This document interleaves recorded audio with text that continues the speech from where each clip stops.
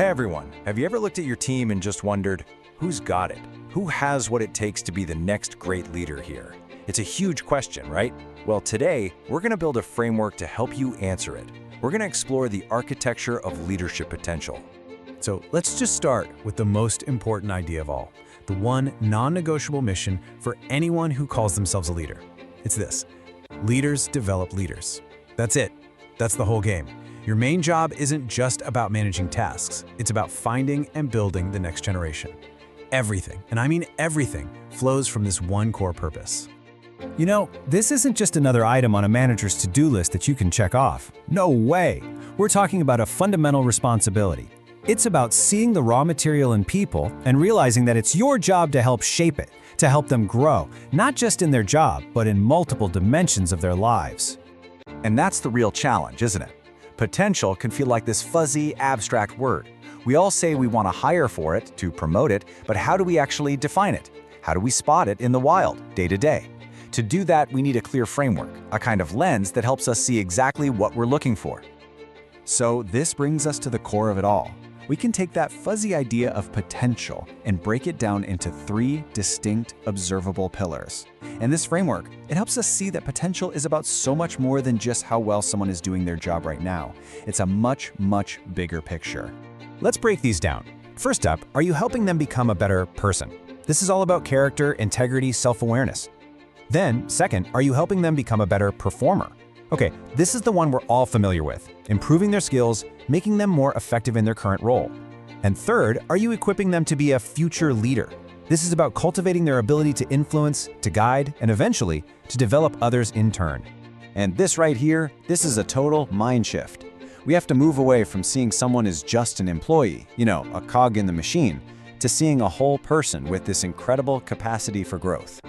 The key idea here is that a true leader invests in the person, not just the role they happen to be in today. Okay, great question. It's probably what you're thinking right now. Having a map is awesome, but it's pretty useless if you can't actually read it.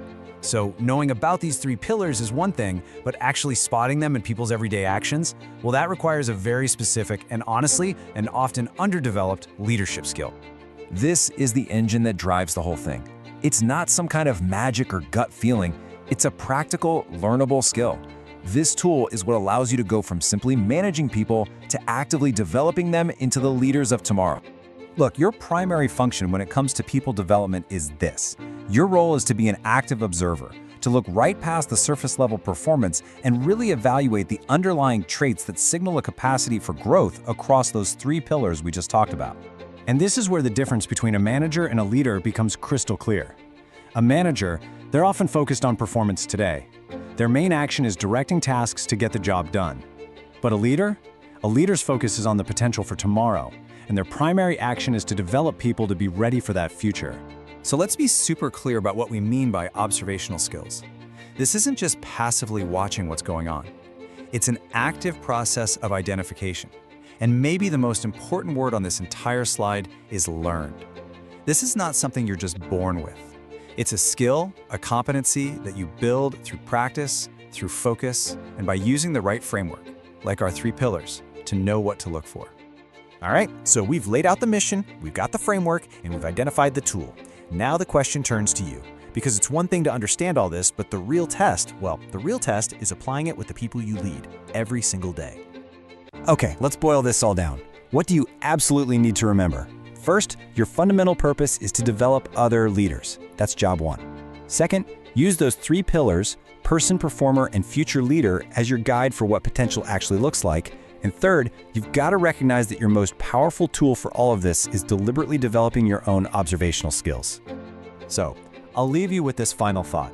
Now that you have this framework, who on your team might you be underestimating? Whose potential have you not fully seen? Maybe because you are only looking at their performance today. That's your challenge. Go find it.